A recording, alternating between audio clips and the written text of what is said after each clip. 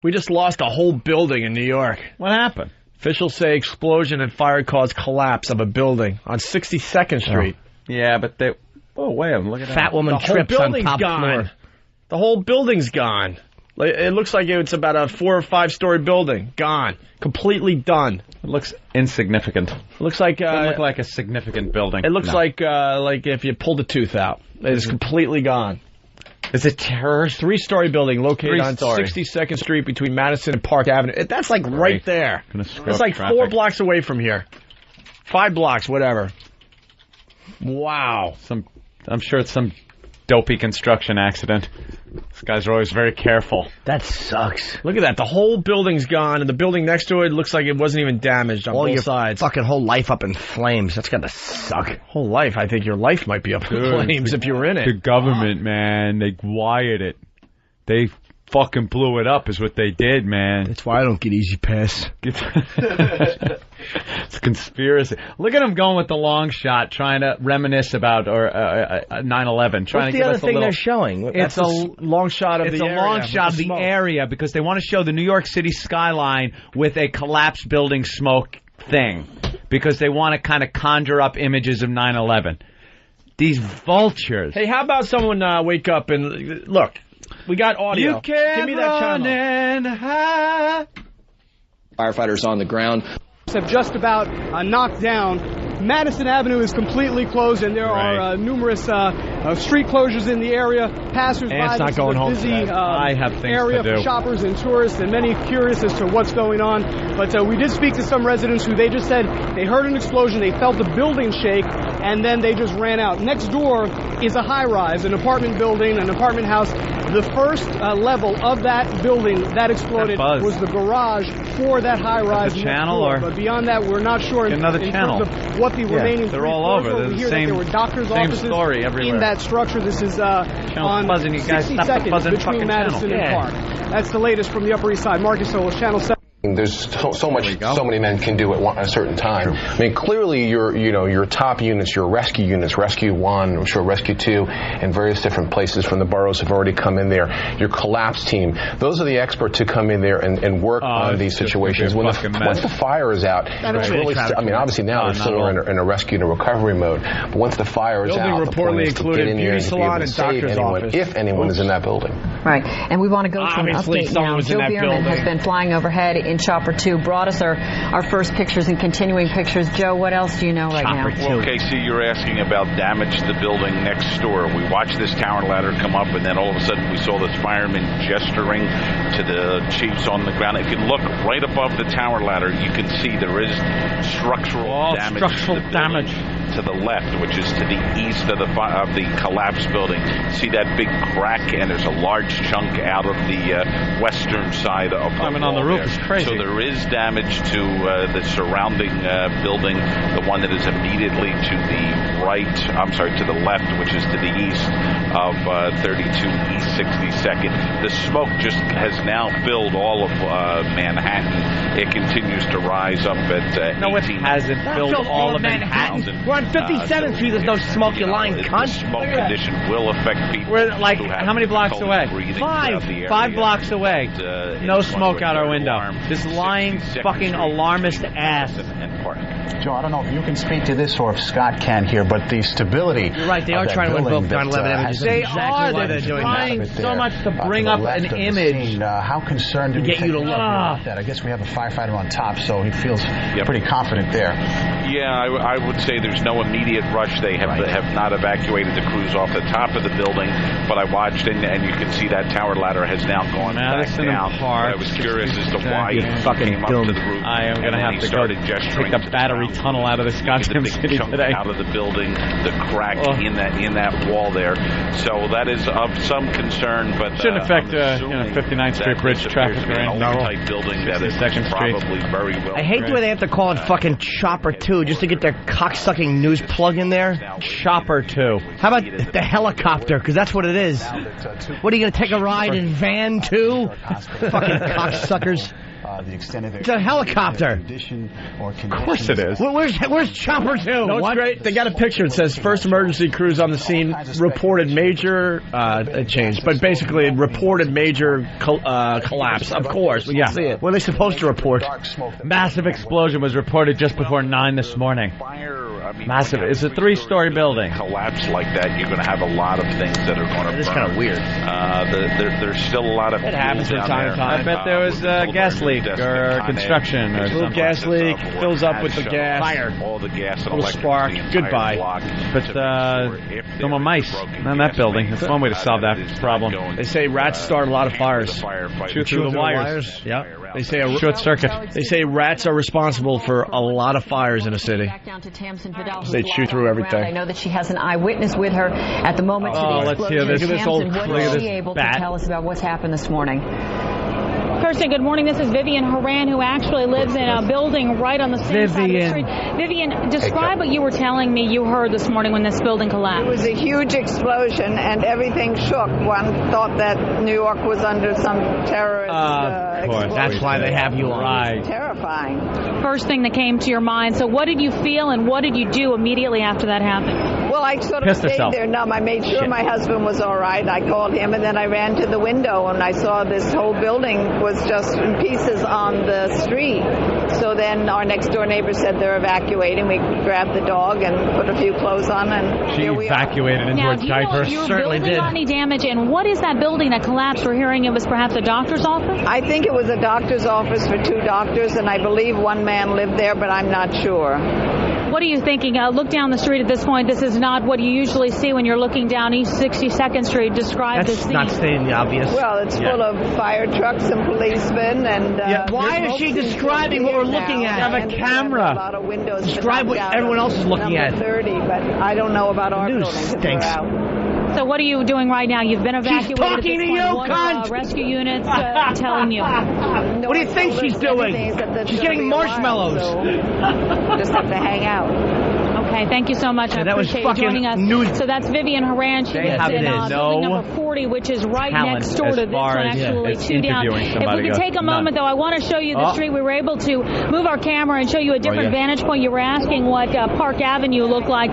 Don, if we could just turn around. These are the ambulances I was telling you about that are actually just lined up and down the street. Woman. She's the size of an ambulance. Running in the other direction here, waiting just in case there are anybody that needs to go out of this building, any possible injuries. You can also see right over here, if we look, the NYPD gearing up.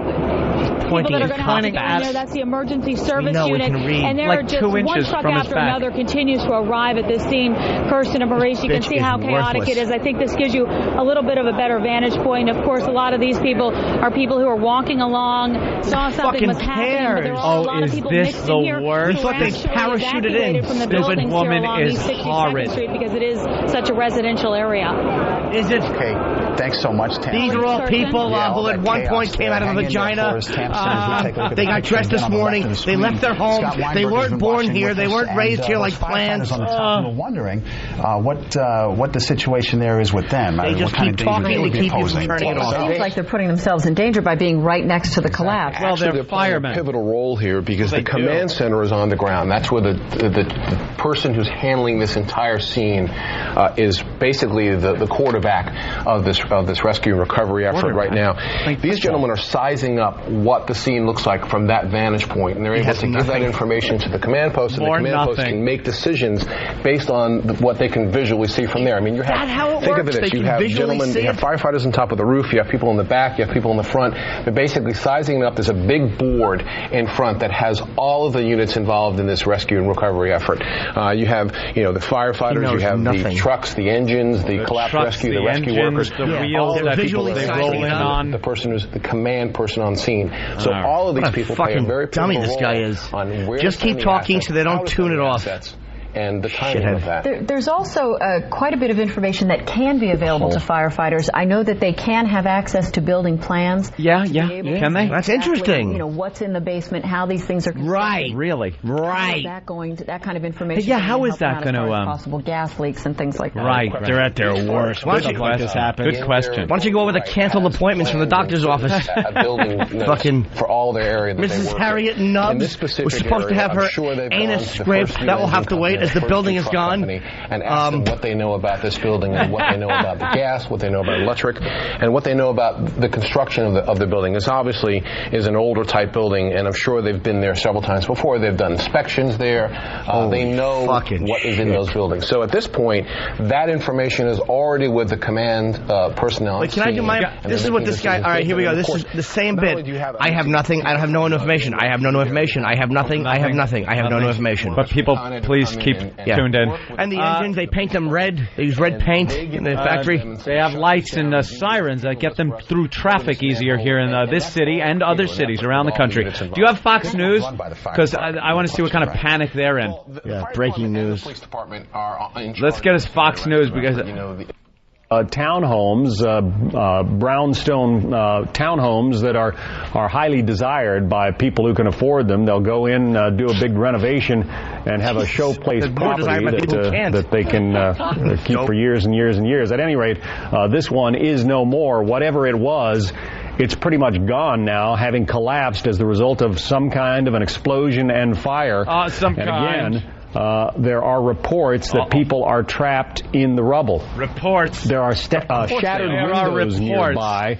Shattered windows in some of the other buildings. Yeah, who's reporting again, witnesses said they heard a loud explosion, but not clear whether that came before or after the fire. As the camera pulls back, terrorism, and you get the wide shot there, you can see how that one small building was a bit of an anomaly on that block. It was a very small building. Others around it had been knocked down over the years and replaced by those big boxy apartment buildings, which are frankly generally less desirable, according to the renters who or the owners who live nearby. Eric Shawn is a long-time reporter on the New York scene, has probably seen this kind of thing before, and may know a little bit more about what's going on today. Eric, what can you tell us? One new thing.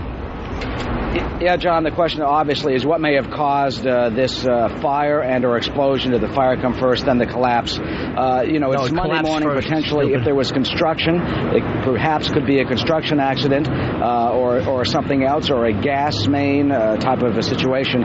East 62nd Street, as you say, is a very high-end part of Manhattan on the east side of Manhattan. We're here at the United Nations, by the way, just about 10 blocks from that area, and some fire apparatus and emergency vehicles have gone by us here. Gay Talese, for example, a very well-known writer, lives right on that block, as well as others, movie directors, writers, actors. Give out everyone's address. This guy, a minute into it, is giving out other famous people who live on the fucking 62nd Street, which goes from fucking the West Side Highway to fucking the East River. You cocksucker. Also lives in the borough of Manhattan. You're a douche. Just off Fifth Avenue, and that bomb-making terrorism, boys, blew up and exploded and caused a similar small just a gas leak. To I think so. Completely collapse. Bomb-making factory. He just said was from the Weather Underground, the anti-Vietnam War movement, and all that. One person was killed in that explosion back in 1971. He's bringing up not known a terrorist thing from 1971. The people that went on the run. Yeah, they got to tie in some type of terrorism, or a gas problem, or a fire that then caused this. They're using the word bomb on Fox News. New York City explosion sounded like bomb. Sounded like bomb. Felt like earthquake. Danger. It's unknown whether to have a building under construction and the walls of either side are not supported properly, and then they collapse inward. This has happened in the Bronx, usually about once a year. But perhaps we got to play this really fast. It's the Kaplan brothers. It's perfect for today. They did a song called Fox News Alert. Fox News Alert. Oh, I haven't heard this. It's really very excited to hear new. It's very, very good. The Kaplan brothers gave us, of course, Silence of the Lambs, the musical, and they got a song called Fox News Alert about how the Fox News loves to scare you. These people are planning our destruction. The evidence is overwhelming. Fox News Alert. These people are simply dangerous. Fox News Alert. We're just not smart enough to realize what's going to happen. Up next tonight, the latest fright with truth so truthful it hurts. Fox News Alert. Former 9/11 Commission issued a scathing report today that gave failing grades to the federal government for inadequacies. Amid calls for an immediate end to the war in Iraq, the U.S. Senate passed a bill this week pressing the administration to plan The world is infested with sick individuals, so many imminent threats. Fox News Alert. Chemical weapons and gay marriage is happening now, right on your set. Fox News Alert. You're all gonna die. Fox News Alert.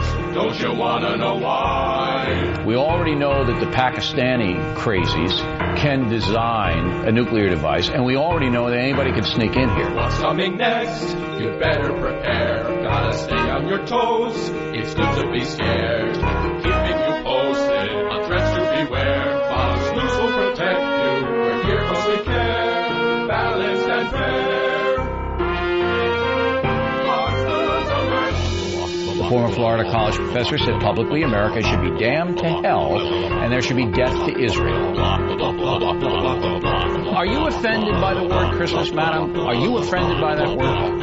Letting you know when disasters attack. Keeping an eye on Hispanics and blacks. Everyone trusts us, the #1 station. We're part of your home, we're the voice of your nation. Fox News Alert on all the time. Pretty bleak. Pretty bleak picture. This is annoying me. This is really fucking annoying me. Now it's annoying me. Yeah. Blah, blah, blah, blah, blah, blah, blah. That's annoying me. Keeping our eyes on Hispanics and blacks. Yeah, we know. The awful conservative media. We know. The innocent Hispanics and blacks that, you know, you're right. Only Fox does that. Good point. Fucking come on. I'm so sick. And look, Fox is biased. Absolutely. Yeah. But holy shit. Enough already. How about singing about fucking CNN putting an X over Dick Cheney? Not that he didn't deserve it, that doddering old cock. Face-shooting old jizzbag. We got a guy kind of mad at us here. Ryan in Chicago. Ryan, what's up? Hey, guys, terrorism is bad and everything, but I kind of do hope it is terrorism because you guys are going to look like the biggest asses. That's a good reason to want a terrorist attack. It's not terrorism. Well, the thing's already gone. Everyone wants it to be terrorism. The news wants it to be terrorism. They want it to be, dude. People love a minute. Excitement and action. Hold on a minute. Everybody wants it to be terrorism. Mm-hmm. It makes our lives so much more exciting. Don't bullshit yourselves, people. You want... Whenever you hear a building collapse or something in the news these days, you hope it's terrorism. The news hopes it is. The people hope it is. That's how we are. We want our life to be like a movie. I disagree. I never root for terrorism. I mean, I'm not rooting for it. No. I don't mean that. I mean, I never want it to be terrorism, even for the excitement factor. It brings some kind of... No, I panic. Yeah. It brings some kind of sick excitement into our lives. Yeah, it does. That's why people are like, oh, yeah. Oh, it's terrible. Did you hear? Then they could call people. Are you okay? I was almost there. Then all the stories can go up. You feel like you're alive. I like when I see a fucking police video of 12 or 13 of these scumbags taken out like in handcuffs. That's all the excitement I need. Like. Yeah. By the way, Danny's rushing to the scene. We'll have a report from our own Danny. Oh, well, that's good. Hey, Ryan. Holy shit. I fucking crossed Madison at like 5 this morning. So? Did you throw something out the window? Oh, you were pretty close. That's close, man. Whew. Do you think, what do you think there, Ryan? About what? Jesus, Ryan. Do you think You called us, shithead. Do you think it's terrorism? No, probably not. No. Why would they blow up a dopey 3-story building? Of course, they wouldn't. Well, exactly. No, I could see the other side of that. If it could scare the crap out of everyone going, oh, my God, they could just blow up, a building in the city like that. If it's any Maybe it's going to be my building related, next, and there's the panic that they're looking for. If there's any terrorist-related shit with this whole thing, it's like somebody in the building was a terrorist and he was putting together some kind of fucking, bomb. That's the only way it could be. Or it could have been it went off accidentally. It could have been a selfish suicide guy. Said, you know what, I don't want to live. I'm taking the whole building with me. Turn on gas. Yeah. Turn on gas. time to light the cigarette. Yeah, that could be. I just think construction. I think a little. You think there was? Yeah, these guys are always screwing up. Are you kidding me? Yeah, please. I still to this day worry that some ductwork I put up 20 years ago is going to fall on someone's head because I fucking just was tired of working that day. Had better shit to do. Didn't put in that extra screw, you know. Didn't bolt it down tight enough. Didn't go for the right wrench. So I used a pair of pliers or something. You just gotta hope for the best. Did you work on a building on 62nd Street? Absolutely did. I did. Really did. All right, why don't we take a break? I'm going to go wash my fruit, Opie. The blueberries are perfect, by They the way. look, I know. I examined the blueberries when they arrived. They're perfect. And the strawberries are Driscoll's. These are the ones I buy at home. I've been eating a lot of blueberries and strawberries. Of other countries. So there were some members who were actually sleeping in there, and they didn't wake up. So we saw a member walk out of the building half an hour after the incident happened. Wake up here in midair. Here, and I've never seen a building like this. What are you thinking looking at this scene along East 62nd and Park right now? Honestly, I've never seen anything like it in my life, and it's like a horrible thing to go through. Questions. I wish that nobody died in that building because most of the residents over there, I know them personally. Guess what? I don't know them by their names, but I know them. Let's hear the next dumb question. The same broad ass. Here for lunch break and all that. I see them, the girls and the guys, and the gentleman who owns is a friend of mine. Actually, we shake hands occasionally. Oh, you could shake his. It's in the street somewhere. Well, we hope the same thing, and I'm glad you're safe. Sir, thank you so much for joining us. That is what's going on out here, one story after another like this. Very active scene, obviously, still unfolding right now. If you want to take a look down East 67th. Tamsin, I'm sorry to cut you there. Is the gentleman still there? Is he still nearby? We have a question that's much better than the ones you're asking. You know what? Hold on one second. Let me just grab him. I have a follow-up. Can you come over here 1 second again for me? Follow-up. Yes, what did you want me to ask? Just curious, what's in the building that is collapsed? We have an address. Okay, let me ask you, what is in that building? Is that a doctor's office? What, are people live there? Doctor's office on the ground floor. All the rest of the floors are residents, to the best of my knowledge. I've never been in the building, but I know there's... How do you know all the residents, you dope? He knows everybody. Never been in. What a liar. He shook some patient's hand one time. Would people be in there that early in the morning? I'm sure there are. Not everyone goes to work. He doesn't know what's in the building, yet he's sure they are. He loves his camera time, you dumb whore. He's giving you nothing. Oh, yes? Kind of a building. And I'm sure there are a lot of people who were there in the building. Channel 7, got people being wheeled out. That's what we need. Faces covered. This person, actually, what we should tell you, is a firefighter. We're told this person is a firefighter. Little difficult for us to get a view here, but we are told that he is a New York City firefighter. Don't know his exact condition, but he's, of course, being loaded right now into the ambulance. They're getting a backboard for him right now. He's going to be moved onto this other Let's make sure we don't send Ben over there. They'll be trying to get him into an ambulance. Yeah. He's obviously got smoke inhalation. He's jerking. His hair has been singed. He's saying Boston. Sir, can you hear me? What? We do know, as we said earlier, that there were at least 2 civilians, 2 women, brought out to hospitals. You can see now they're working very carefully. You got the fireman's head braced. Might have fallen. Making sure that his neck, his head is secure. They're moving him onto this. We're grabbing the audio. Larry King was in the building next door. And he's like, I thought a bomb went off. Nathaniel's grabbing it right now. Oh, really? So he was in the hotel next door, and he's talking about 9/11, all this shit. Of course he is. Why doesn't Larry shut his fucking weight-losing face? All right, we're going to also go, while we watch this, go to John Del Giorno once again. And John, we understand this was a firefighter, according to Sarah. My garlic tablet fell on the floor, and I spilt my Welch's grape juice. Yes, that is a firefighter from what we understand Shilling now. ass. I thought my 8th wife snapped my suspenders. The initial 2 injuries that Marcus talked about, and then a handful of others. That is the first person that we have seen. Let's go to Russell in California. Russell. The scene on a stretcher. Yeah, these people are turning it into like a Clue game. I want to bet on Puerto Ricans in the basement with a meth lab. The meth lab. Russell, right on. Coke Logic, what's up? Hey, I just turned on the TV, and the early reports are saying that it was 2 gay men in the apartment burning a Java log.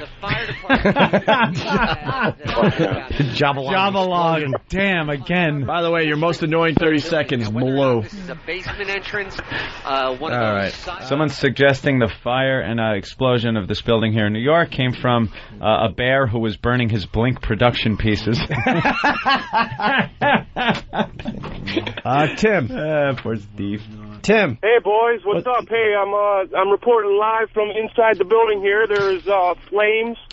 There's bricks and blocks and beams on top of me.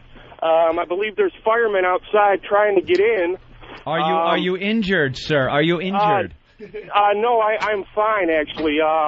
I cut my finger this morning on a piece of paper, but I think I'll be fine. And are the firemen spraying water in the direction of the flames? Yes, they're pointing it directly at the flame, at the center of the flame. Okay, so what you're saying here, the firemen are using water on those flames to try and do what to the fire, sir? I'm not 100% sure, but reports are telling me that they're trying to put the fire out. Put the fire out is there with a history water. Of this working?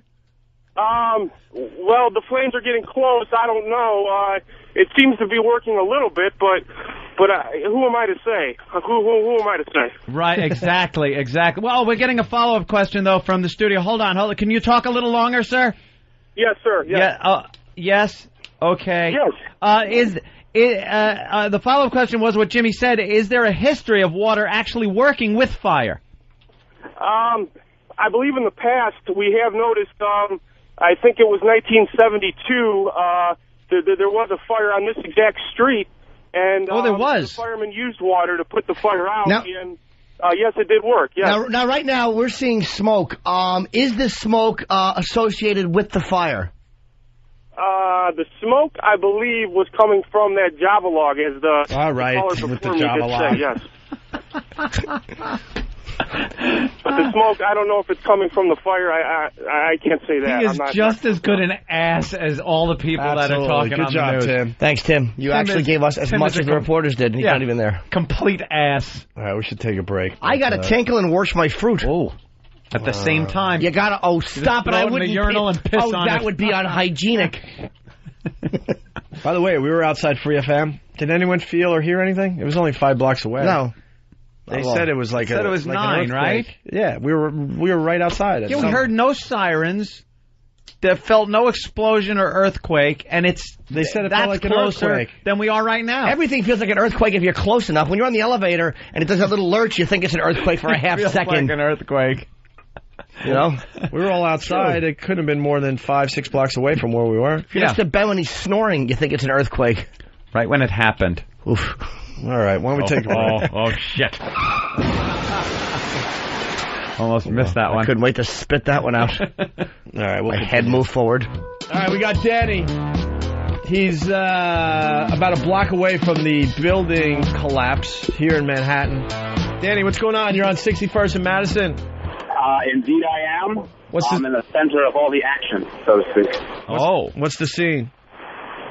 Your standard clusterfuck in Manhattan. Got tons of ambulance, fire trucks, police cars. The whole city will shut down, I'm sure. How did 57th look? Pretty damn good, aside from some emergency vehicles trying to get by. But let's just say, hypothetically, somebody was driving eastbound on 57th from where we are, let's say, just picking a random location, from where we broadcast from, to, let's say, pick another random location, the 59th Street Bridge. You mean now or later? Maybe and I don't know, an hour or so. We got a meeting tonight. An hour and a half, 2 hours. They should have it cleaned up by then, I think. Tidied up. Yeah, you'll be just fine. All right, so nothing's going on, Danny? Well, apparently what used to be one large structure is now multiple smaller structures. Can you see it? An interview? No, I can't see it. I mean, I can't get any closer without an official press pass. Oh, well, Danny, do you have a sticker on you or anything? I'm sorry? Do you have a sticker on you or anything? No, I have my building ID that says XM Satellite Radio. Just saying, how about one more for old time's sake? Yeah. I'd love to see it. Any live TV near you? Oh, tons, dude.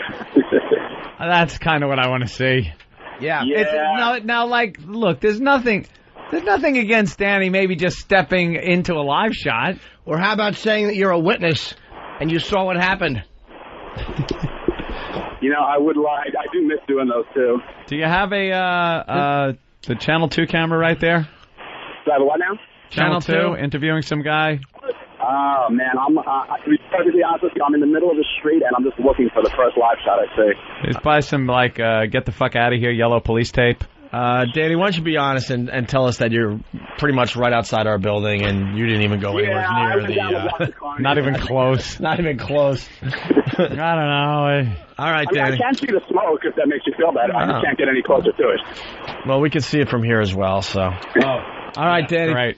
If anything is going on, give us a call back. I absolutely will. All right, thank you. Let's here's Larry King on scene of New York City explosion. I guess according to Ben, he was staying right next door or something like that. Larry King is known, of course, to all of us as the host of CNN's Larry King Live. He is used to being the interviewer, but he was in a hotel here just a few blocks away and heard and saw much of the excitement of the explosion. We talked to him just Wait. Did she just say he was a few blocks away at a hotel? We were a few blocks away at work. No, what I heard was Larry King was in the building right next door and who when told the building us that? collapsed. Who? Ben. Was it Ben? Ben said he was either staying in the building or at a hotel right next door. And now I believe I heard this woman say next door. A few blocks away. Yeah. Everybody is a few blocks away from this. We talked to him just a few moments ago. I was in my hotel room right around the corner on the 15th floor, and I heard this sound like I've never heard before, and it sounded like a bomb. Now, I grew up in New York. I live in L.A. now, and I thought of 9/11, which is the natural thing to think of. No, it's not. And I looked out the window, and I looked out right on Park Avenue. I saw some people running. So I took the elevator right down, and the people in the hotel said something happened around the corner. I went to the corner, and just as I pulled up, the emergency equipment was coming, fire engines and ambulances and all the rest. And I cut around the block to get a view from this angle from Madison Avenue.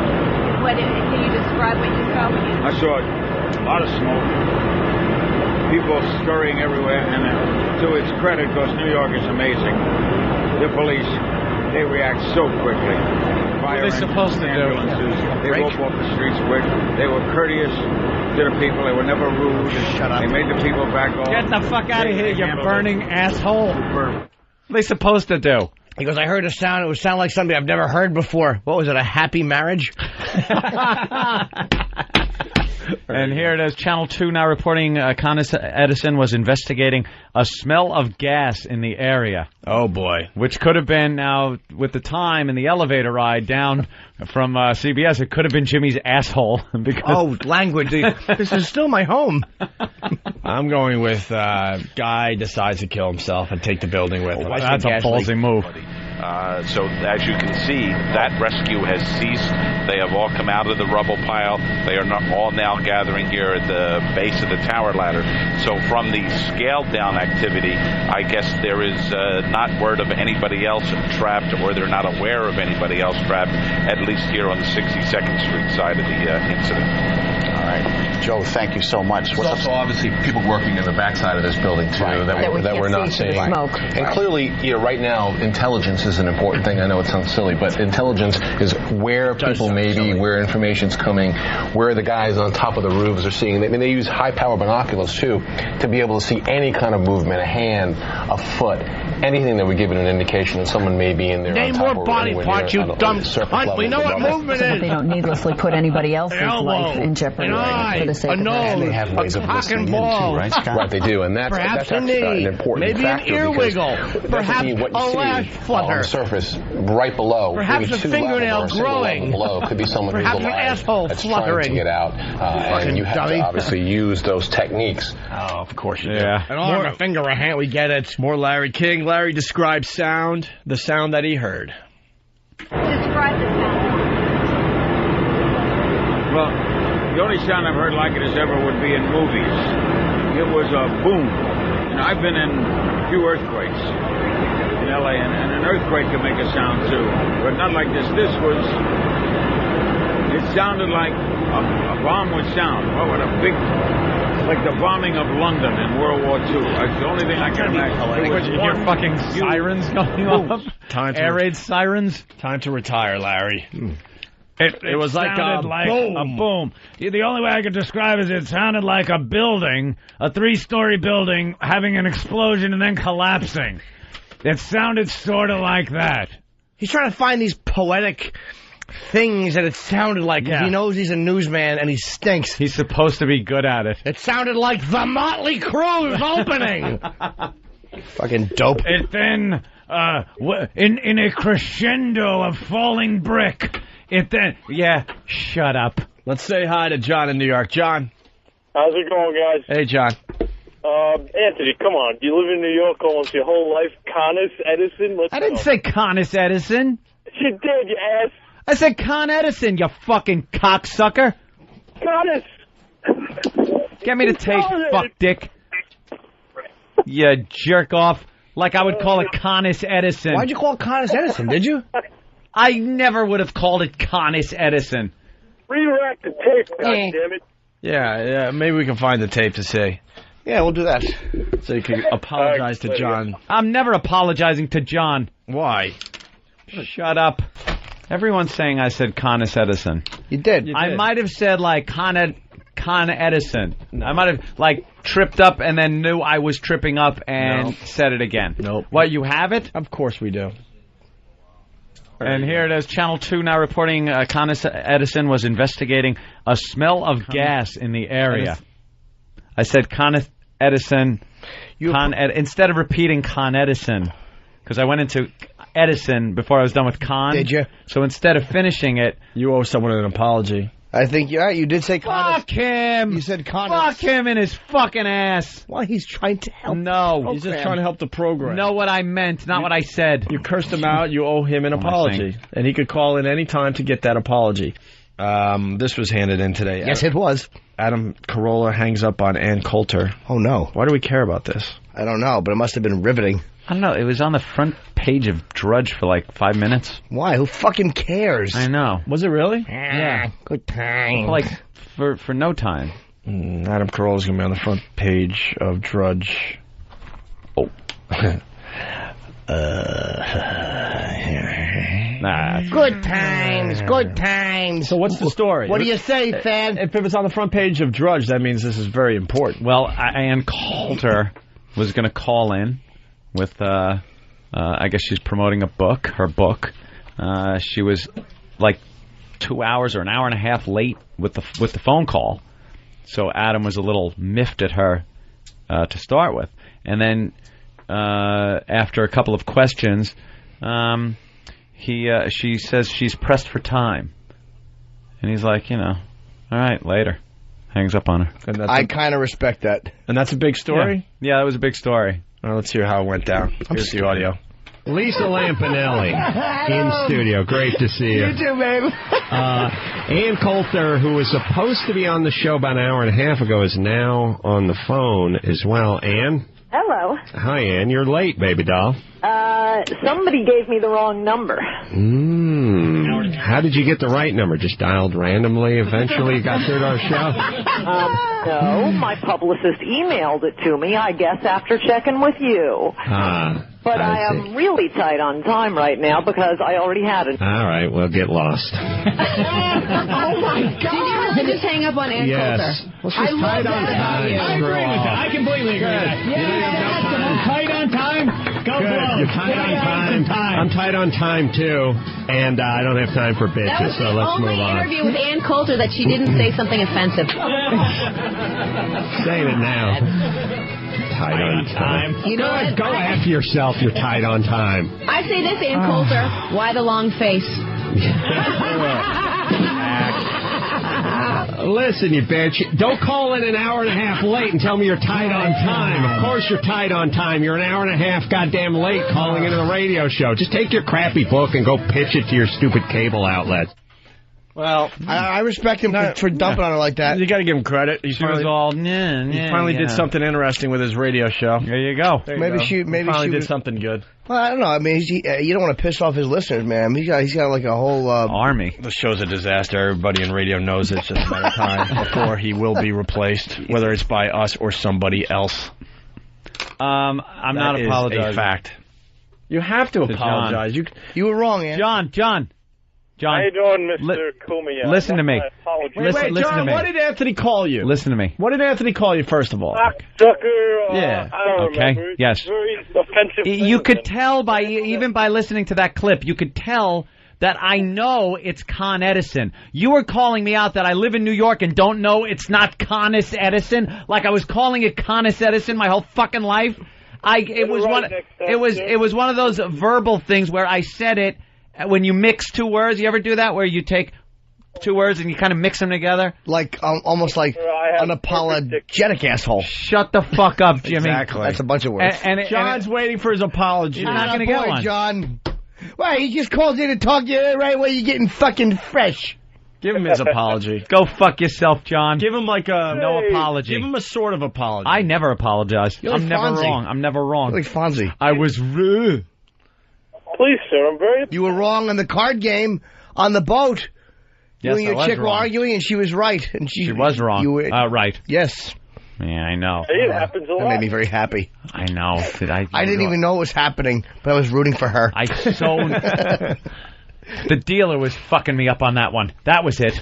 No deaths. 6 injuries, 1 victim is critical. Oh, nice. I mean, no deaths. A miracle on 62nd Street.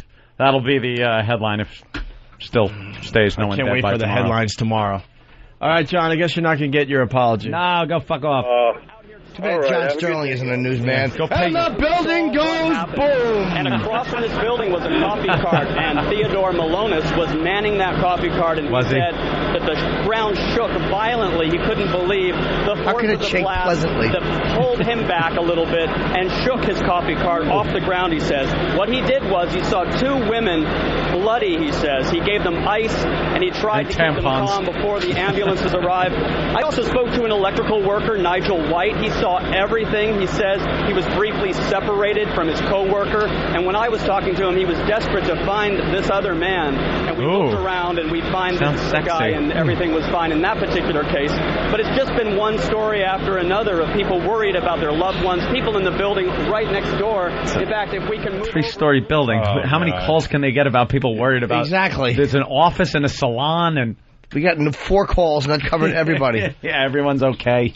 Dr. Nicholas Bartha communicated suicide and make sure that there are no more casualties inside that building. As of right now, they don't believe anybody is in that rubble. They believe only the doctor, Dr. Nicholas Bartha, was in there at the time.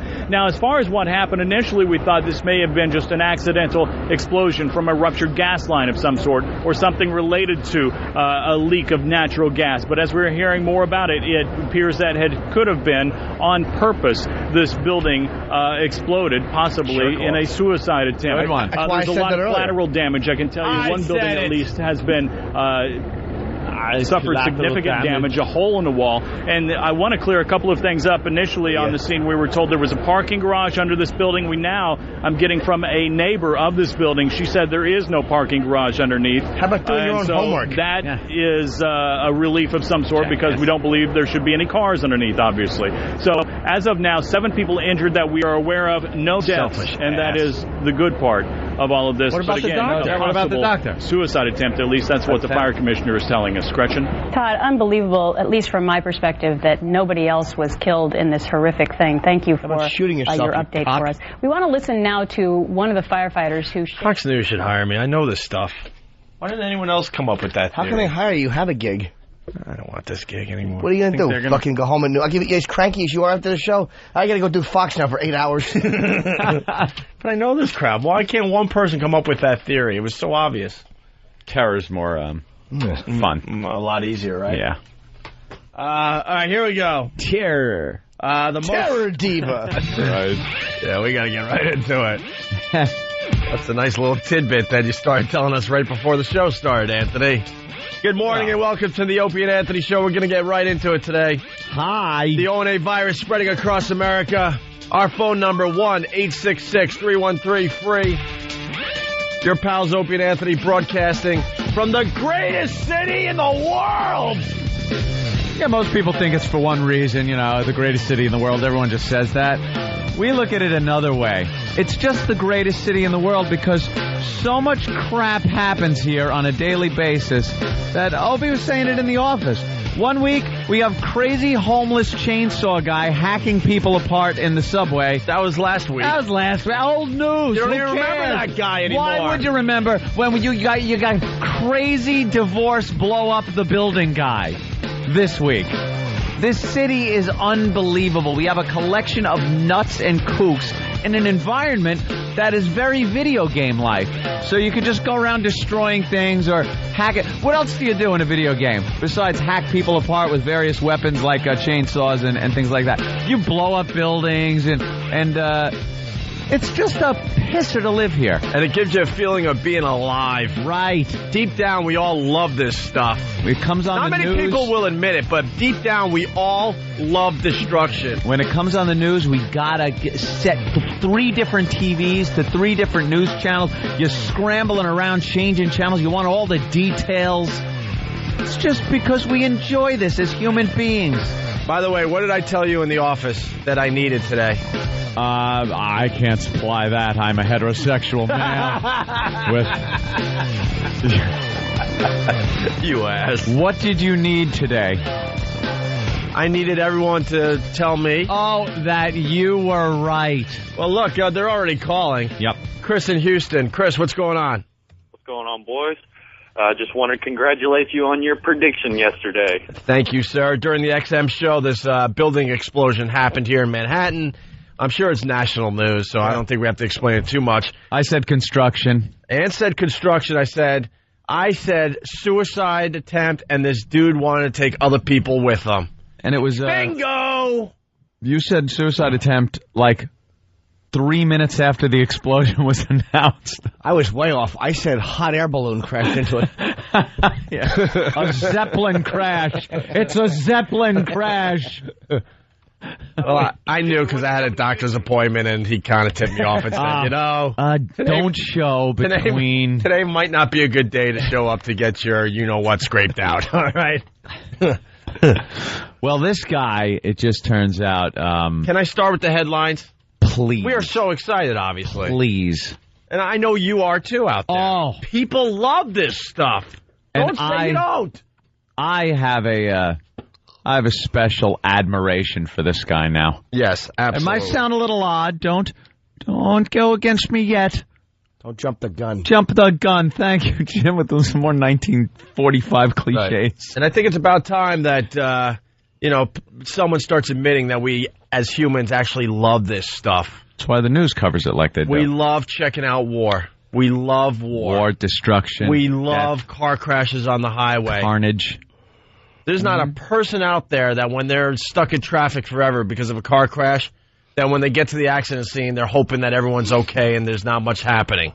You're hoping for the sickest crash ever. I don't look, by the way.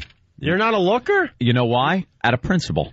I hate rubberneckers, and if I'm looking at the accident, I can't look at the guy in front of me whose brake lights go on. And the second the brake lights go on, I hit the horn like a madman. Good for you. Like a madman, I hit the horn. And then when I get the arms flying up in the air that I see in his back window or out the window, I roll my window down and start yelling curse words and say, stop looking and drive. And then I use some bad language and sometimes racial epithets. And then I'm on my way. I was in the Belt Parkway one time coming home from Long Island through Brooklyn. And there was a woman who slowed down a rubbernecking accident so badly. I almost got rear-ended because she literally stopped from doing 55 to maybe 20 miles an hour. Do you just want to choke these people? I almost broke my thumb. I've never beeped. It was one of those little horns on the side, like chiclet horns on my old Saturn. Yeah. I beeped so hard, the car actually went... the horn wore out. I was like, all right. I've done that. I've done that. What are you beeping at? Yeah, very annoying, the rubberneck. All right, let's start with the headlines, okay? In order, New York papers of most boring to the best. New York Post, sorry. Blast you. Divorce doc blows up city mansion. Blast you.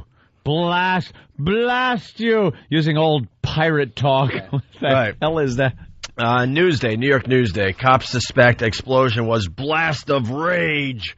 Angry at wife over $4 million divorce. Doctor apparently blew up building and possible suicide try. I love that quote. And the Daily News. Dr. Doom. Dr. Doom. What does it say? Quote, mwah ha ha ha. Mwah ha ha. And it goes on. Crazed doctor blows up East Side home and failed suicide bid. Crazed. Firefighters rescue him from beneath burning rubble. The dude lived, by the way. Sensible, ballsy doctor. Yep. That's what I would call him. And note reveals his refusal to part with house in bitter divorce. There you go. All on the front page of the New York Daily News. Good. Divorce is a little bitter. So what do we know? What do we know? We know that this couple was married for quite some time. They're in their 60s, the guy at least, the doctor in his 60s. She's the ex-wife, a Holocaust survivor. I guess she was a kid at the time, but a Holocaust survivor nonetheless. They're going through a bitter divorce. Allegations that the husband was hanging swastikas around the place kind of offend her. I guess that worked. But the bottom line is these lawyers get involved in divorces. And once they get involved, all bets are off. It becomes an ugly, ugly scene. And this guy was about to lose this brownstone, $10 million brownstone. He's going to lose the brownstone to this woman. And then you're telling me something about his practice. And a doctor has a license to practice medicine. That license is a marital asset. It is a marital asset, just like money in the bank or anything else. That practice that he does is marital asset, so that has to be divvied up. Divvied up. So not only is he going to lose all of the $10 million brownstone, because for some reason the woman gets the residence regardless. Well, because women can't take care of themselves. That's what unless these lawyers and judges are telling the women out there, that you can't take care of yourselves in the year 2006. Unless they're out there telling everybody they can take care of themselves and should be given special rights to break through the glass ceilings in the corporate world or anything. That's fine, but in divorce, it's archaic. It has gone. It hasn't changed since, I guess, the original laws for divorce are there because during the Little House on the Prairie days, when you would take a wife, she would be a wife and take care of your soddy, your little house, whatever Laura Ingalls lived in, and if the husband either died or left her, she's screwed until she finds another guy. What's she gonna do? So the husband would have to, if he divorced, would have to take care of the wife. She couldn't do anything else. Well, in 2006, women are still saying, we can't do anything else without you men. Well, they're playing it both ways. Without you men. They're playing it both ways, though. As far as the divorce goes, right. Everything else is, we're fine, we're independent, we don't need you, let us do this, that. Women are getting away with murder in these divorce cases. Oh. Because they become accustomed to a certain lifestyle. That's right. That's what the argument is. Unless the man says, well, I'm accustomed to getting laid 4 times a week. Right. So how about this? You come over and continue to take care of that for me, hooker with a ring, and then you can have the place. Bingo. Bert and Philly. Oh, okay, we get why Ant's on his side. Need I explain it further for West Palm? Oh, poor West Palm. They don't know anything, do you? Your PD says. Anthony went through hell and back. Yeah. In his divorce case. Yeah, it was lovely. Where his ex-wife was claiming that she had something to do with the success of the Opie and Anthony radio show. Yeah, that was in there. Nice, good, clean fun. The divorce lawyers out there should die! This guy said... For what they do to the men. He said you're going to go from... He said to his wife, you're going to go from a gold digger to an ash and rubble digger. Yeah. Yeah. Brilliant. Oh, this guy's a class act. Brilliant. So and you know what? I applaud him today. Yes. Let me play devil's advocate. I almost, in a way, understand why she didn't want to be around this loser. How do you blow up a building that you're in and live? Yeah, how do you not? Bad. What a zilch! That building completely came apart, and he's laying in the rubble, yelling "Help! Help!" to the fire department. On fire, mister. You know why? Help. There's a brick on my face. You know why? He was in the blast zone, and he decided, "Wow, this is too crazy. Maybe if I move back a little bit, I'll still." Do you think, or was he like right near the gas? He probably got a little scared at the end and said, I'll probably still die, but it'll just feel better or safer if I die from the third floor. Yeah, we need a little more info to come in during the coming days of where he was, how this happened, how he lived. Yeah, let me go to John in Chicago. John, what's up? Hey there, Jen. Yeah, hey man, how y'all doing? Opie, first of all, I want to say you're my favorite. I even named my son Christopher Gregory. Oh, my mom hated Gregory. That's why my name's Greg. That's adorable. My dad's name is Gregory, too, so y'all got a double thing going. But anyways, I want to call you out. I think you need to watch your tail. The cops probably going to be after you, Opie. Yesterday, you called it a suicide attempt. I think you might be involved, buddy. I did call it, right after we saw it on the news. He's got an alibi. He actually mentioned it before the building blew up. I mentioned it on the walkover. I mentioned it to Anthony and Jimmy. I'm like, you might want to... Keep your eyes over there. You might want to listen closely. Dude, watch this. All right, y'all. Have a good one. Bye, mister. And by the way, Coke Logic writes, if Opie was right about the building, then, yes, the Chinese may really be coming. Yeah. Now you got to pay attention to everything he says. All right. Could be right. Should we get right into some audio here? Please. So the doctor was going through a bitter divorce. And it got to a point he just had it. And she apparently has, what's her lawyer? He's one of the biggies. Oh, really? Starts with an F? Ralph Felder. Oh, that dude. Oh, this guy is like the divorce king. You never want him knocking on your door. There's two lawyers you don't want coming after you. Him and the one that came after me.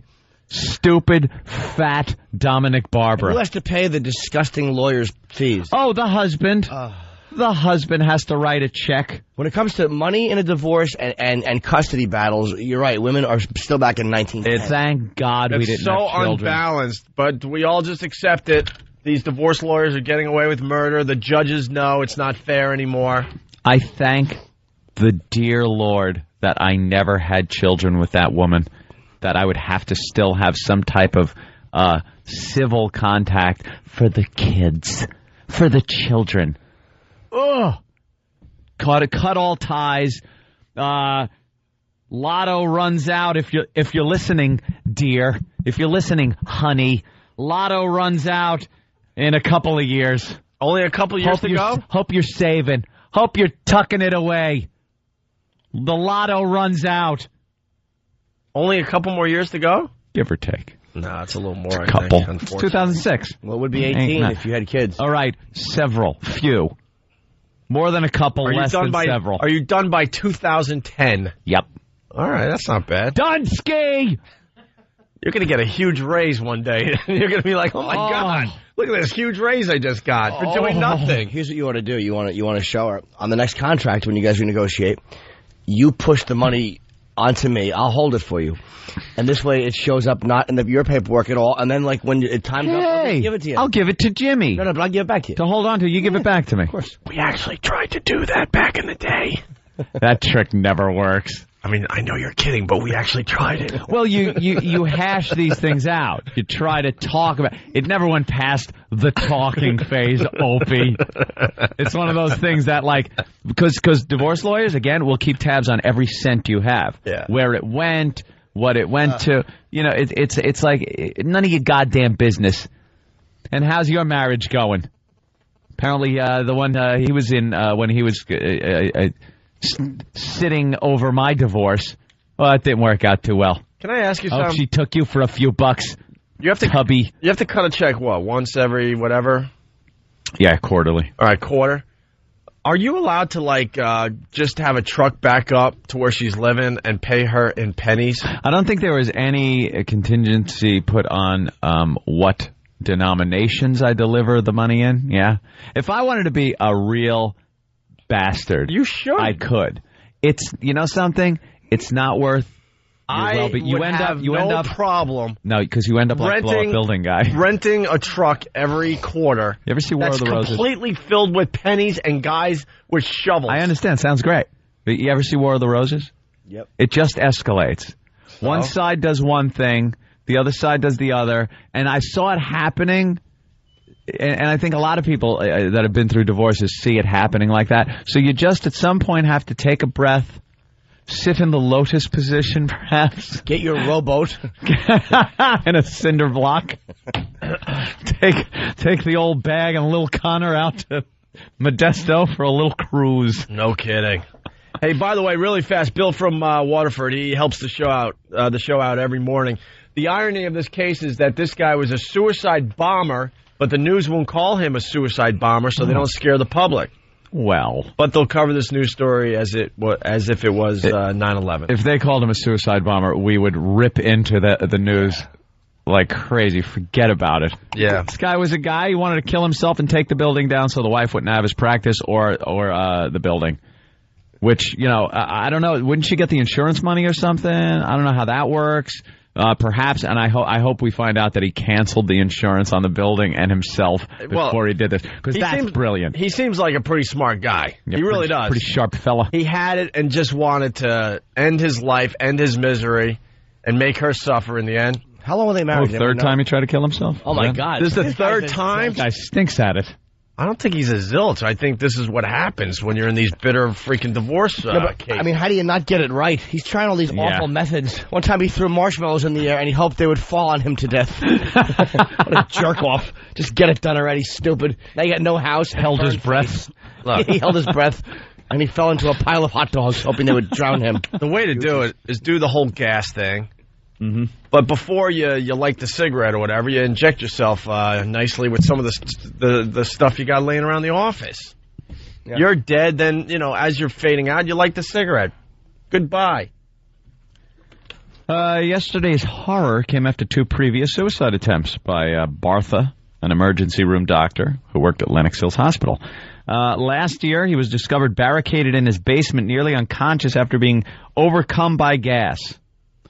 So I feel sometimes in this very studio when Jimmy gets a little nervous and gets upset stomach. No, it's sour stomach. Oh, sour. My stomach is sour. And several years earlier, he locked himself in his office and tried to do himself in by setting off an insecticide bomb. All right, this guy does stink as far as killing himself goes. This guy is an attention-seeking fool who married a drunkard. I've had enough. He's trying to kill fleas and himself at the same time. I mean, bug bomb. What an ass. A letter and 2 words. R. Bud Dwyer. By the way, a lot of people... That's a man who knows how to take the gun by the handle and shove it in your mouth. A lot of people are pointing out that probably no insurance money. Oh, because of suicide. Well, and you're blowing up your place. Yeah. Yeah, think about it. The insurance company's going to at least dispute that for years. Of course they will. Like, we're not paying. The guy blew the place up. Wow, you're right. Very good. So maybe this doctor is pretty smart after all. What awful methods, though. He set off a decon bomb in the house. Schmuck. There's a bunch of dead bugs laying around him. Yeah. Damn it. Still here. Maybe he should call Greg Opie Hughes and drop a few of those at his place. Yeah, I'm going to find him dead with his doctor nose in an electric trap in the kitchen. All right, listen, now we got to take a quick break. When we get back, we'll get more into this story. We got the audio. It's great. Yeah, because the news, again, this is a combination of a great divorce story, action story here in New York, and the stupid news and the stupid people they interview. Yeah, so, yeah, we'll do that. We're just queuing up a little bit. Yeah, Eric ran. I've never seen that before. It was kind of... What happened? West Palm, I got to tell you, Eric works really hard for the radio program. He certainly does, but that was awful. He just needs to get more sleep at night, and then he'll be okay. Anthony Wedding Planners, we go to break. I love this thing. Oh, yeah, this Words of Wisdom, Lloyd. Check this out, and we'll continue with the Opie and Anthony Show.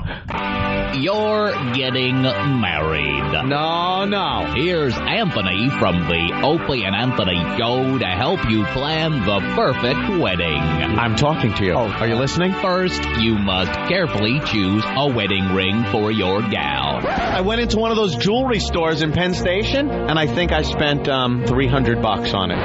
Right. Well, you should also make sure your betrothed gets along with your dear, sweet mother. Your son is a scumbag. Maybe not. Your wedding night, on the other hand, should be a magical one. I believe I laid there looking at the ceiling with tears of regret and sorrow rolling down the sides of my face.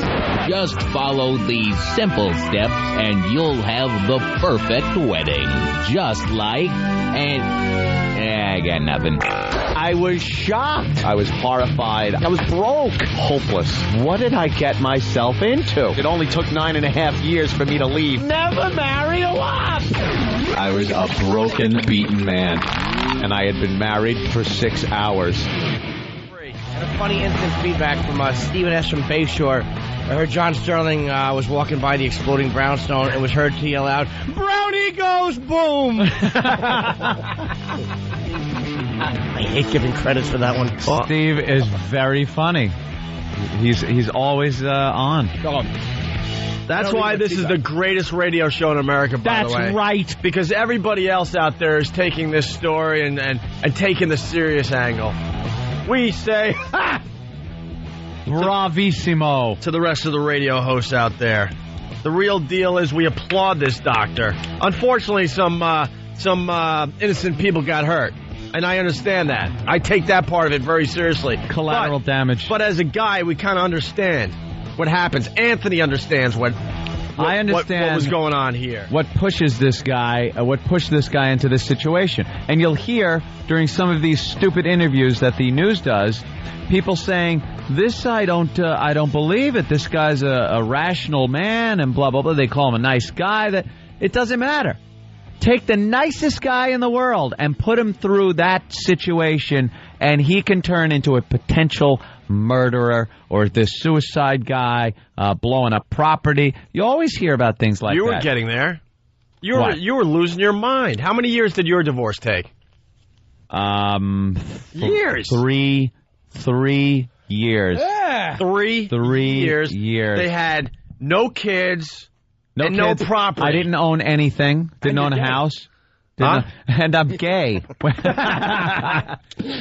No kids. Didn't own anything. And it would have went on another year. Anthony just decided to throw in the towel. You just said, you know what? I'm done. Mathematically, it wasn't working out. Congratulations. You win. You wore me down. It was settled. We settled. A lot of divorces just end up settling. They don't go to trial. And everyone's got this, and I've mentioned this before. Everyone's got this perception of court that you're going to walk in and it's going to be like an episode of some court show on television where you come up with this stunning bit of evidence, or at the last minute someone barges in with testimonies. It's not. It's the only way the justice system can move is if it's cookie cutter.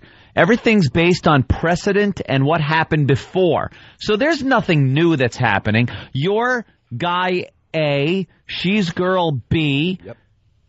All right, chick C works her way in and wrecks the whole thing. No. And it's over. But chick C is not a C. No, I'm just using it as, it could be XYZ. There you go. XYZ.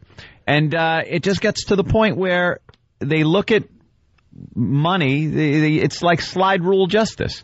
You just look at a figure, and that's what's going to be divvied up regardless of what you did, what she did, what this happened, blah, blah, blah, blah, blah, blah. It doesn't matter. There's no courtroom scene like in television where you go, "Let me tell you about how I made my career. I started this dream of mine at 11 years. Are you done? Shut up, pay her." That's what happens in real life. And a guy like this couldn't take it. So he turned on the gas and blew up his marital assets. Hats off, my friend. Bravo. She did nothing prior but just drink and act like just a dumb married floozy while he's out earning the bread and making all the money and making all the critical decisions. Yeah. So she probably did nothing, forgive my language, but behave like a highfalutin gal. Whoa, easy. Who knows, though? We really don't know for sure. I don't know, but the facts will come out on this one. The facts are going to come out. I think this story gets much better by the end of the week. Hey, let's say hi to Kelly in Idaho. Hey, guys, how's it going? There's some gold digger jokes to be made for a Holocaust survivor, too, let me tell you. Not going to hear them here, though. Not going to hear them here. Give Anthony a day. Anthony's trying to rifle through the rubble and find the art that the doctor was hanging on the wall. There were some valuables in there. Kelly. Yeah. Girl name from Idaho. What's up? Well, I've been listening to you guys since I got my XM, and I just want to tell you guys you're doing fucking awesome and keep it up. Oh, well, I appreciate it. Thank you, Kelly. Kelly, we appreciate that, but you had to say effing awesome. Yeah, that's all. That works. Kelly, what do you like about the Opie and Anthony show, by the way? Oh, there's a tricky question. That needs no answer. That must have been a pesky line problem. All right, let's go to the audio. Doctor committing suicide. And he didn't get the job done. No, he didn't. And now he's even in more Third hell. time. 60% of his body's burned. His 40% chance of living at this point. Old Dorito skin. What's he going to do? I hope he dies, but because it's what he wants. Yeah. That's very generous of you, Jimmy. No, but I mean... I hope he dies. I don't mean that in some, like, he should die. I mean, I hope he dies just to spite this pig he was married to. There you go. All right, here we go. Lucy, to set the scene, even before you get here, you smell it before you see it. The smell of burned debris is strong in the air. We know all night long demolition crews have been taking away some of that building material from this site after that huge gas explosion. There was a giant fire that erupted shortly after the explosion. It leveled the $10 million townhouse. Did she throw any more words in around here on 62nd Street between Madison and Park Avenues have yet to be allowed back into their homes. Right now, an investigation is underway to determine if the 66-year-old doctor who lived and worked here caused the explosion in a suicide attempt. Nicholas Bartha, who was rescued by firefighters, had been in the middle of a horrible divorce, and he apparently sent an email to his ex-wife saying he would never sell the home they once lived in. Never sell. I'll never sell. Well, they got the foreign eyewitness here. Yeah. In the explosion and subsequent rescue effort, at least 15 people, civilians and firefighters, were hurt. For others, it was close enough. The whole building fall down. At a few seconds, I go crazy. I am very lucky I'm alive. As for Dr. Bartha, he remains in critical condition. He apparently called out to firefighters when he was trapped under debris, but now investigators are waiting to talk with him. I bet. Want to have a word or two with him. And I want to say it again. I mean, obviously some innocent people got hurt. Yeah, you never like that. That part of the story. No one else got hurt but him? No, a bunch of people did get hurt. Firefighters got hurt. Obviously, that's not cool. No, the guy is he's a selfish guy. I mean, that's obvious. But that's what that type of atmosphere, that divorce atmosphere, will do to you. What tipped you off to drives selfish? You crazy. The fact that he was married to a Holocaust survivor and put swastikas in the kitchen? Yeah, that's a little off. The guy was taunting her with swastikas in the apartment. So she'd come home and, I see you've decorated the place. Yeah, all she wants to do is make a cup of tea. Like what I've done with the place, honey? Right. He puts barbed wire on the kitchen table. Look familiar? She just wants to relax and have breakfast. Wouldn't it be funny if she was just a nice lady and he's just a creep? Yeah, that could be. Somebody print up the instant feedback. Some more John Sterling lines are coming in. Oh, no. They're fantastic. And Jimmy does a great John Sterling impression, so we want to exploit that today. More audio from this fine story. Here in Elmhurst, Queens, is the satellite office for a doctor who shared office space with Dr. Bartha. And this doctor... Wow, close call. ...has an email that clearly says that Bartha set this fire intentionally and explains why. But not everyone agrees with that. What they do agree on is they're shocked. Horror. I couldn't believe it. Is it horror? That's the reaction from this scene from a friend and fellow physician who shares office space with Dr. Nicholas Bartha. Paul Montia, M.D., received a copy of the 14-page email that Dr. Bartha sent to Bartha's wife's attorney and to people close to him. It left this internist with this conclusion. This is related to the divorce. So you're completely convinced this was a suicide attempt? No question. Did I say the firefighters? Obviously, I meant firefighters. I'm still clogged up. I got my stupid summer cold that me and 3 other people in America have. Give me a little bit of a break today. Won't be alone. He has summer AIDS. So, do we have any excerpts from this email? Yeah, the one that Jimmy said, which is fantastic. That she'll, I don't think I got that one here. Yeah, all right. It was in the post. When you, here's what he wrote. When you read this lines, your life will change forever. You deserve it. You will be transformed from a gold digger to ash and rubbish digger. You always wanted me to sell the house. I always told you I will leave the house only if I'm dead. You ridiculed me. You should have taken it seriously.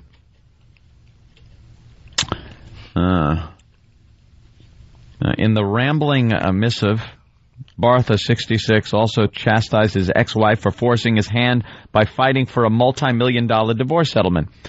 Cordula, was that her name? Yeah. Well, at least she had a pretty name. Yeah. Cordula. Sounds like part of your brain. Yeah. Cordula. The Cordula lobe came off behind the Stemmons freeway sign and wound up on the car. On an all-new house. He must fix this woman's Cordula. What will House do? House blows up his house. On an all-new house. His wife's oblongata Cordula. She came in with a hangnail and left with a swollen Cordula. That house must cure. Hate that show. Up for an Emmy. Cordula, with this you disinherited your children. Now Joanna and Serena have good reason to sign the strap hanger and rent stabilization petitions, suggesting that by demolishing the house, he would be dooming his two estranged children to financial ruin. That's a good 66-year-old selfless father. Yeah. Wow, he's pissed at everybody, though. To his 27-year-old clothing designer daughter, Joanna, he wrote, "You can now forget having a fashion store." Aww. And he said, Serena, 28, the family's aspiring pastry chef and cook, could abandon her dreams of opening her own restaurant. Wow. This guy is bitter. Bertha's often irrational ranting ended with another final message, a very final message to his ex. Cordula. Oh, yeah, Cordula. Yeah. Oh, you are going to get some tonight, Cordula. You like that, don't you? Yeah, you're a hard bitch, Cordula. Cordula. Ooh, Cordula. You're a dirty, filthy Cordula, aren't you? Cordula? This guy's a scumbag, too. Cordula, my further staying alive does not make any sense. Life passed me by, and I could not achieve anything I planned. Or everything I planned. Oh, yeah. He mentioned the site of his beloved townhouse, noting, "I hope there will be a memorial built on the place in the memory of Eastern Europeans who were betrayed at Yalta by President Franklin Delano Roosevelt." Oh, wow. Okay. Wow. Right. This gets better. You think they're actually going to put a plaque to Eastern Europeans over there? Yeah, the Nazis, the Stasi. Let's just put them the KGB. Nah, it's going to be a high-rise and no one's going to remember in 5 years. He denounces everything and everyone from fascists and communists to Jane Fonda and political correctness and makes it clear that the forced sale of his house was the spark that turned him suicidal for the third time in recent years. He recalled his childhood in Romania when his family was forced to hide in a cave to escape the Nazis, and later after the war when their home was seized by communists. He said his mother was obsessed to get back our house, but she never did. And, hey, John, I heard someone from Special Air from Whackbag. Parker, Ford, PA. Yeah. I heard Sterling say, "A floor to ceiling and a basement to rooftop." That's for the New York audience, by the way. This guy apparently... I can explain that one, West Palm. West Palm, sorry. Sorry, you don't get the explanation on that one. This apparently was going back. He wanted to file divorce in 1980, but changed his mind because of the children. See? The children. This guy could have been out of it in 1980. But the children... Someone from their mobile device. I love this guy. What a bitter F. Yeah, this guy's just miserable. Now he's even more miserable because he's all burnt up.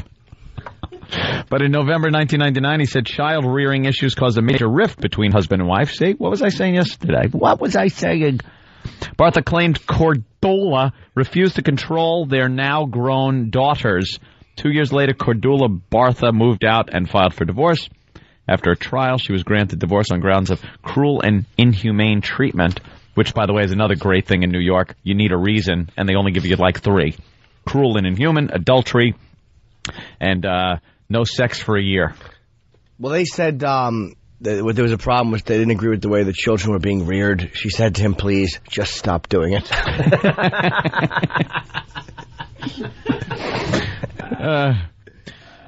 The court provided chilling details of what had been going on in their duplex. Defendant intentionally traumatized his wife, a woman of Jewish origin, born in Nazi-occupied Holland, with swastika-adorned articles and notes affixed around the home, and became enraged when she removed them. He ignored her need for support and assistance when she underwent surgery and treatment for breast cancer.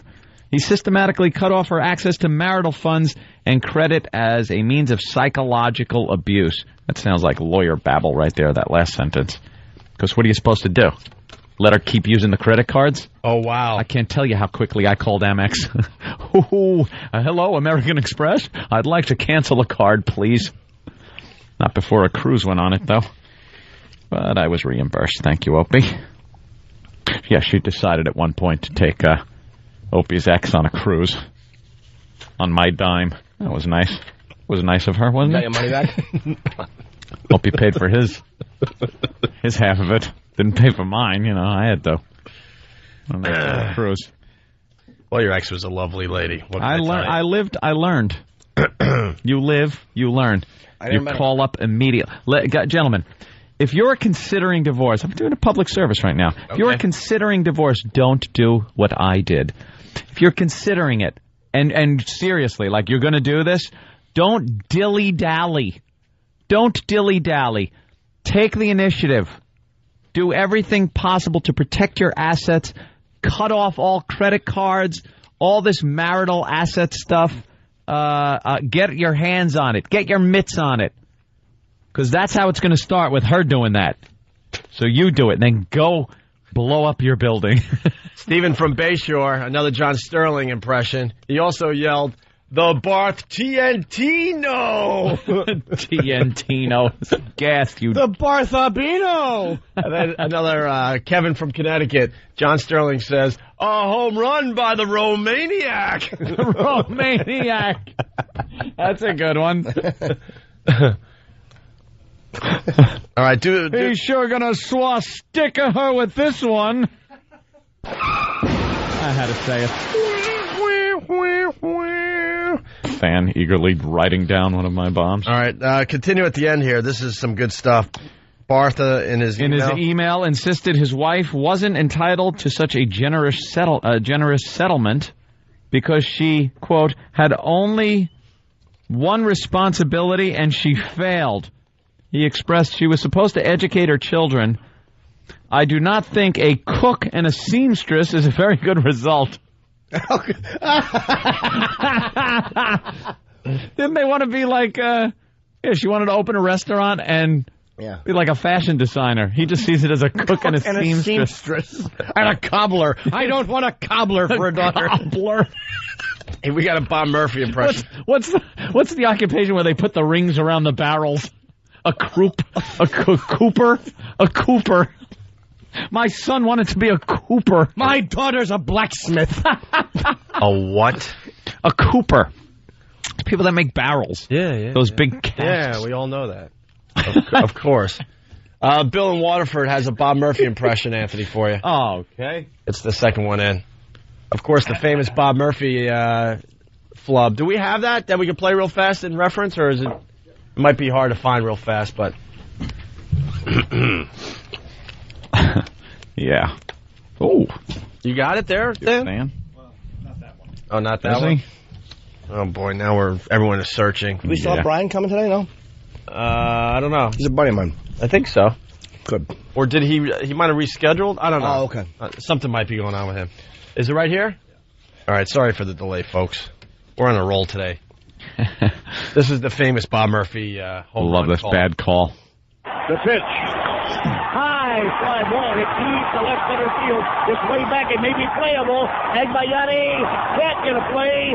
It's gone. A home run. Oh, he caught it. He caught it at the wall. I thought sure he was unable to reach it. It's caught by Agbayani, and I apologize.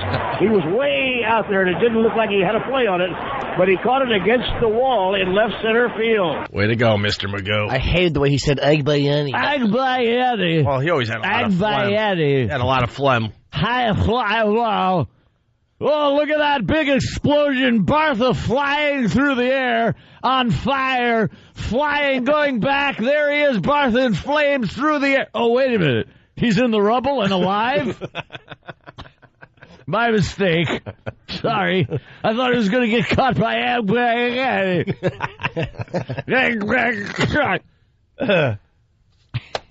All right. Who's that one dumb man announcer who always does, "It's out of here"? What's his name? They all stink. They all want that big catchphrase. But they say he's like really good. Like he's the one. He gets a lot of respect. Well, John Sterling's good until he starts with that crap. I know. The Yankee announcer. He's great when he's just doing a regular call. But he has to come up with these dumb nicknames. Yeah. Little catchphrases. And so, it's all about him. So, he wasn't happy that she was a cook and a seamstress. Cook. Your father. Did you hear this one? He defended a swastika he had posted in their kitchen, claiming it was there to show the thinking of some groups in Holland. Oh. This guy was a class act. My husband turned on the gas and attempted to blow up the building. He had to be corrected.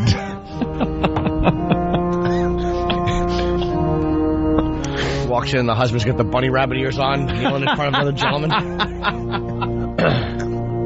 Doctor? A doctor? Great divorce, isn't it? Your daughter is a very talented seamstress.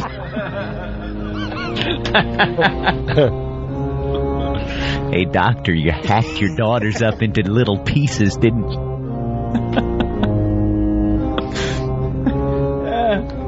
What's the wife's name?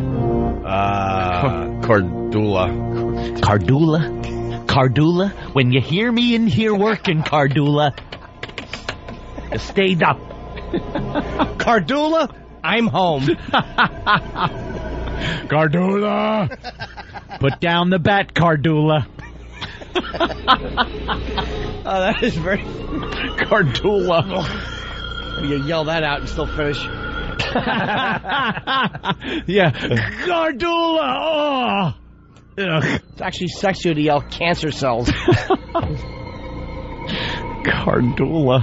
All right, we got awful name. We got one last clip here. The close call story. A close call for one man usually in the building at the time, the exact time that it blew up. Diego Cardona is a cancer patient, and twice a week he has appointments in the building, and they're usually always at the same time. But yesterday he happened to schedule his appointment a bit later.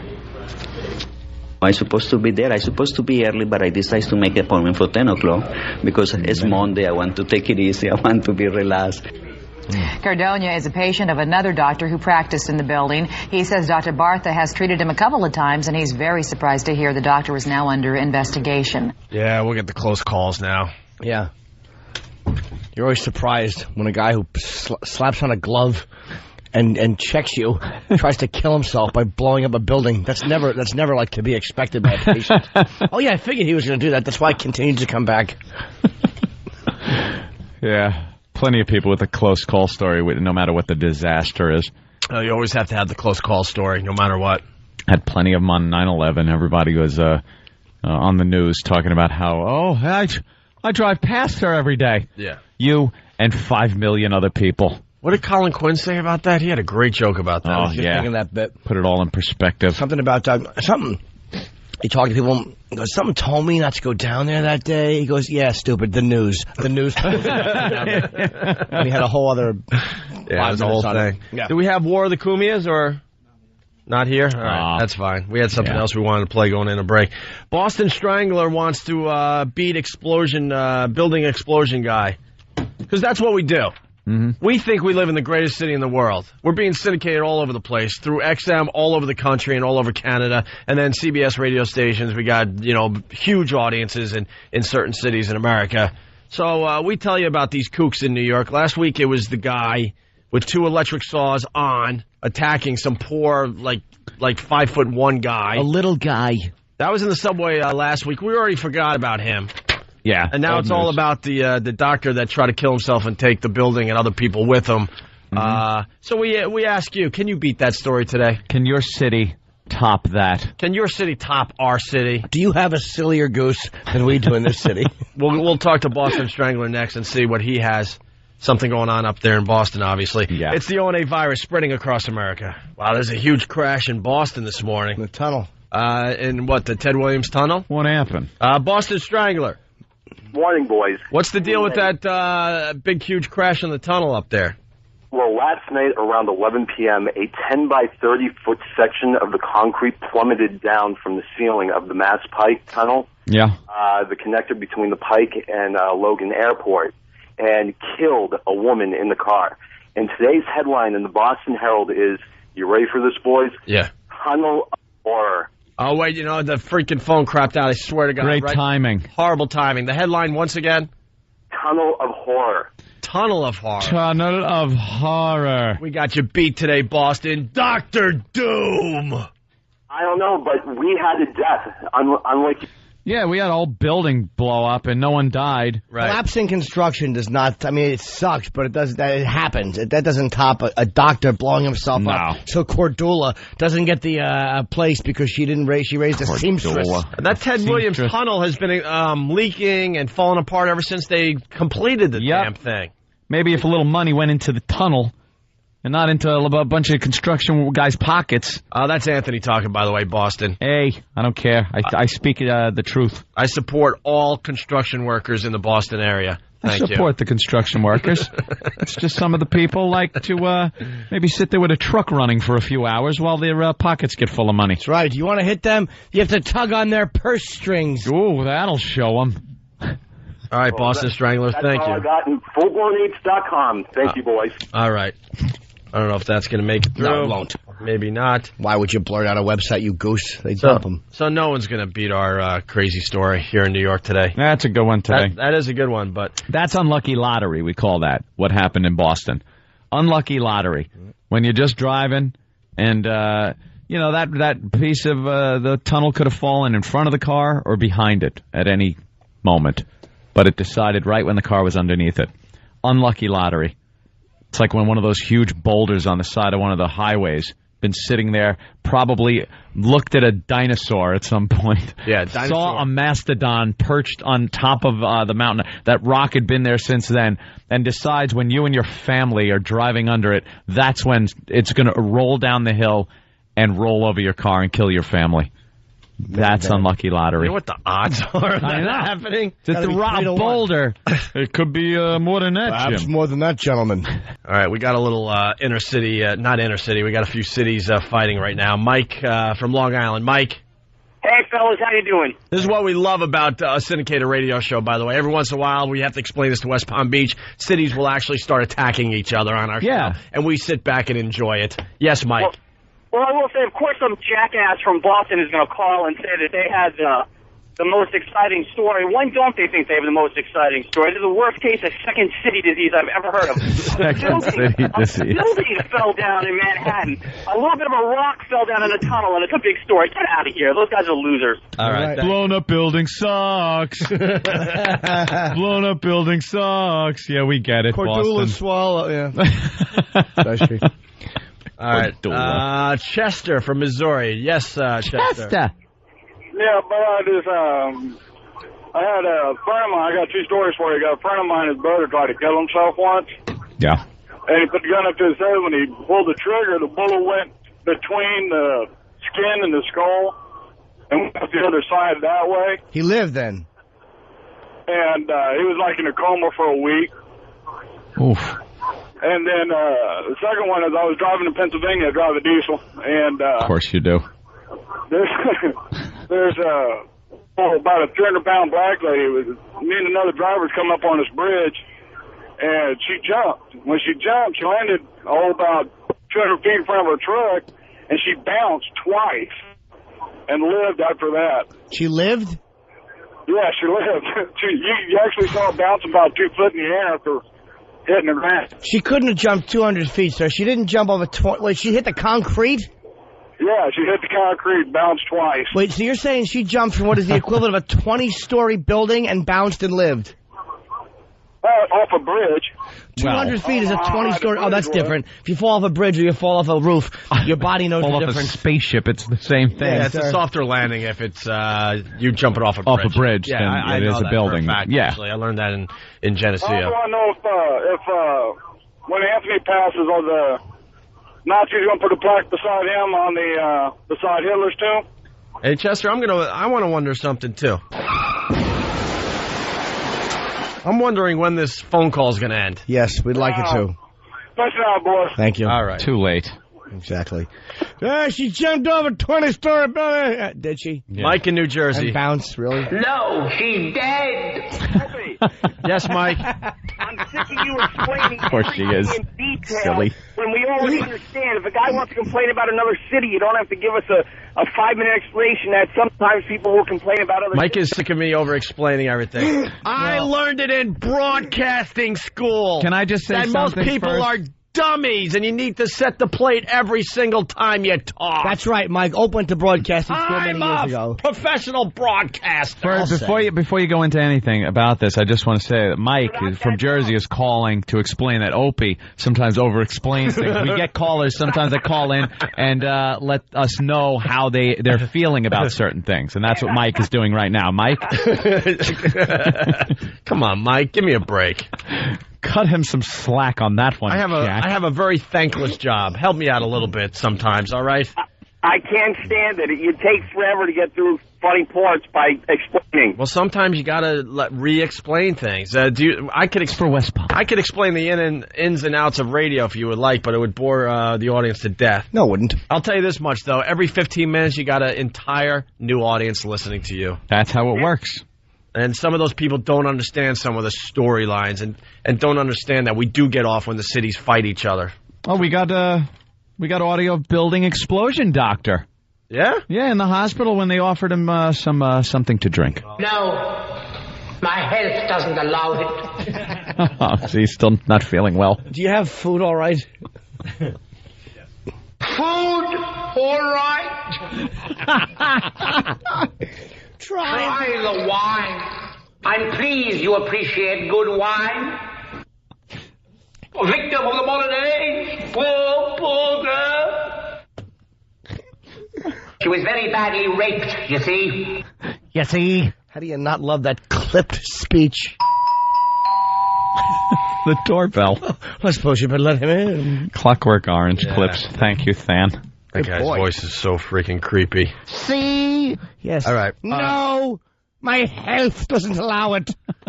His health. He's all health conscious in a wheelchair. The raped dead wife. The big lug that carries him around. Stupid Darth Vader carrying him. Oh, Connecticut wants in. Oh, that's cute. Kevin from Hartford, this is cute. Go ahead. Yes, Saturday night, New London, Connecticut. We had 27 people run down in a fireworks display from the car that went out of control. Yes. The guy was 89 years old. Heard this story. Another elderly driver driving into a crowd of people. And Connecticut, in their infinite wisdom, has decided not to revoke this guy's license. Old people really stink at driving. They are really, really bad at driving. All years ago. And the Asians are good? Well. Years ago, Attell said, and I don't remember where he said it, but he was talking about old people, and he said we should use them for fuel. David Attell. Here's the story Kevin's talking about. An 89-year-old driver could face charges for accidentally plowing into a crowd at a festival in Connecticut. It happened in New London Sailfest. Robert Lane drove his station wagon into a group of people. The preliminary accident report states Lane may have had a medical condition that impaired his driving. 27 people are injured, none seriously. A victim of the modern age. Poor girl. And now you, another victim. Should you really be driving? No, My health doesn't allow it. The old guy, he did have a condition that enabled him to not drive well. It was called cadaveritis. He's actually more dead body than he is living virile man. Living tissue. Just give him a pillow mask. Kevin? Yeah, old people are constantly doing stuff like this. The doctor that blew himself up in the building, still better. Yeah, beats old 89-year-old you always hear about driver. old people running people over. And they use the same excuse. I don't know what happened. I hit the brake pedal and the gas went. Has that ever happened to anybody under, 70? It happened to Ford once on the first model, and then never again. First one. Henry Ford himself was driving it. It happened to the... and they fixed the problem. It happened to the old white lady who was trying to drive in the color purple when Oprah wanted to see her children. I don't know him. Guilty Spark from Hop Hog. Oh, no, it's just updated. Where is he? From a website we can't talk about yet. Old people are no good at everything. Oh, poor old people. Hey, look. Old people are gonna... We're all gonna be old someday, too. So, it's like I always say, just beat them until you can't anymore. It's getting ugly out there. BJ from Oakdale. Here's some news out of Philly. Philly is still a faggot city. New York rules. See, now he's just trying to start trouble. Let me tell you, you don't want to mess with Philly. He's instigating. Remember when they threw, batteries at Santa Claus? Uh-huh. During what was it, the Eagles game? Threw batteries at Santa Claus. They're brutal down there. Philly can be a real animal town, man. I'm not messing with Philly. And I like how they decide, when their buildings blow up, the police are doing it. Like when they blew up that building. Remember what was that organization? Move, they were called? Well, they sure moved them. There's some organization called Move, and they shacked up in some building, and they were talking about squatters' rights and all kinds of stuff. And the police threw something in there, and... boy, it sure blew them all out of there. They moved all right. I love the name of that segment on WV11 now. On Call with Dr. Steve. Dr. Steve. Let me put this glove on. Doc, why? My eye hurts. Yes, bend over. I'm not taking my rings off. They're good for... Let's go to Steve, the trucker. Steve. This exam can save your life someday. Stupid palms up, idiot. Steve. Yo. Hey, Steve. What's up, guys, man? I worked in local news for 15 years, and the pathetic thing about all this is that, a lot of these stations, especially around the Midwest, they can't compete with the Big Apple for the sheer genius of a guy trying to commit suicide by blowing up a building. So they're going to try to localize the story somehow by saying that Cordula's brother's sister's former roommate's haberdasher went to community college in Dubuque for 4 months. And that's their local story. Yeah. It's ridiculous. As bad as the local news got there, it's even worse in the Midwest. It's called the local angle. All the big stories, you got to have the local angle. It's the consultants that tell you to do that are absolutely retarded. Oh, they're the worst. We call them, what do we used to call them? Insultants? Insultant. When the insultant would come in and try to tell us how to do radio. Consultants are useless. I have an idea. Useless in radio, useless in TV, useless in any business out there. They got to justify the $5,000 that they're charging to come in and tell you suck. Do you going to pay for them, Jimmy? Let's get a consultant. CBS could do it and have a consultant come in here. And then we could just humiliate them. That sounds like a lot of fun unless you've been through it. Yeah, we've done the consultant thing. This guy would come into Worcester like once every 6 months and then sit down with you and tell you everything you're doing wrong. Because if he came in and told you how great you were and how good the show was, he's out of a job. Wouldn't need him. You wouldn't need him. Yeah, so the consultants are there to point out how badly you're doing. No matter what. Yeah. Or they don't get a paycheck. That's why consultants stink. Oh, the early days of radio. God, I forgot about that. I never had to deal with that. Sit in the chair, and you're being graded on your performance. And they play tapes.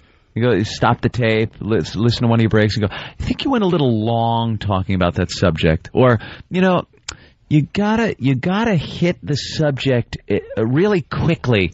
Get into it, get out, back to the music. Oh, really?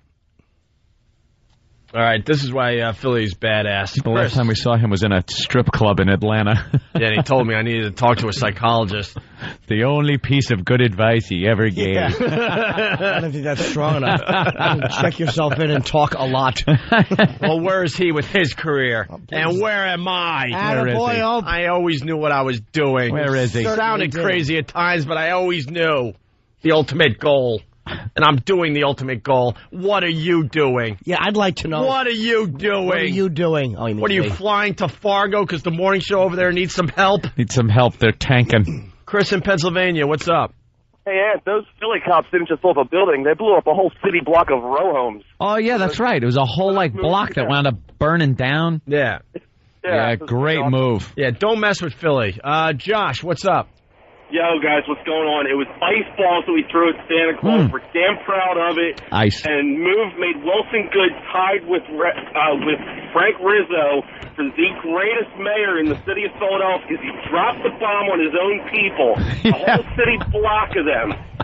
They changed the police bomb squad to ordnance disposal because of it, because they're the ones that dropped the bomb, the police department. Yeah, and why did you guys throw ice balls at Santa again? I don't remember exactly what the reason was, but they didn't even because it was snowing. No, because there was ice on the chairs. Because he's good. Out, boys. All right. Philadelphia, they hate anything that's good and wholesome. That's why I like Philly. It was no surprise to me that this show is very successful. Yeah, no in that kidding. Atrocious city. They're all just mean-spirited jerks. They're just nasty people, and we love them. Dan in Philly, what's up? Fit the show perfectly. My tickets sell faster in Philly than anywhere else in the country. Because you're a despicable human being. I do incest humor. They can't get enough of it.